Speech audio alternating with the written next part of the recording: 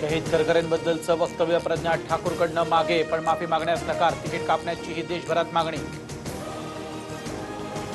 भाजपचं प्रज्ञा सिंगच्या वक्तव्यावरती स्पष्टीकरण. साध्वीचं वक्तव्य भाजपचं वक्तव्य नसल्याचं दिलं स्पष्टीकरण.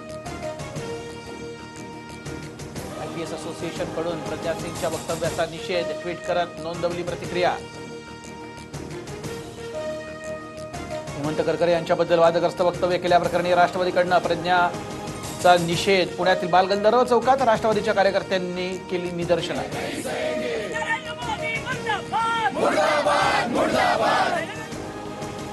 बीडमध्ये राष्ट्रवादीला खिंडार. आमदार जयदत्त क्षीरसागर शिवसेनेत प्रवेश करण्याची शक्यता. राज ठाकरे यांचा मतदानाचा हक्क मुख्यमंत्री काढून घेण्याचा प्रयत्न करत असल्याचा आरोप मनसेचे अभिजित पानसे यांनी केला आरोप. मुंबई काँग्रेस अध्यक्ष मिलिंद देवरा यांच्या विरोधात आचारसंहिता भंगाचा गुन्हा दाखल. जैन समाजाला भडकवण्याचा प्रयत्न करणारं विधान भोवलं. राजू शेट्टींच्या प्रचारासाठी अभिनेता प्रकाश राज इचलकरंजीमध्ये राजू शेट्टींना मतदान करण्याचं आवाहन. भाजपाविरोधात प्रचारासाठी महाराष्ट्रात असल्याचं केलं वक्तव्य.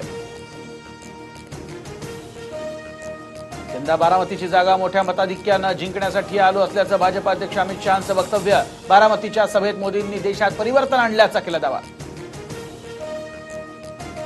हार्दिक पटेल यांना गुजरातच्या सुरेंद्रनगरमध्ये मारली थप्पड. भाषण करताना स्टेजवरती एका इस्मानं त्याच्या कानशिलात लगावली. पाटीदार आंदोलनाच्या वेळी पत्नी रुग्णालयात होती. त्यावेळी अनेक समस्यांना तोंड द्यावं लागल्यानंच हार्दिक पटेलच्या कानाखाली लगावली. तरुण गुज्जरची संतप्त प्रतिक्रिया.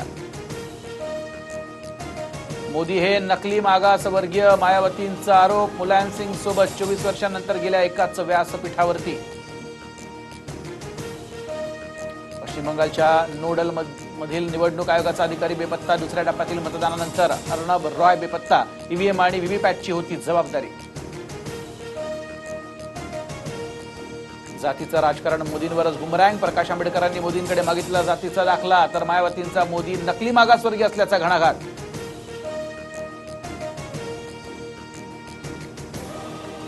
जळगावातल्या अंमळनेरमध्ये धरणग्रस्तांनी मुख्यमंत्र्यांना दाखवले काळे झेंडे. 7 ते 8 जण पोलिसांच्या ताब्यात.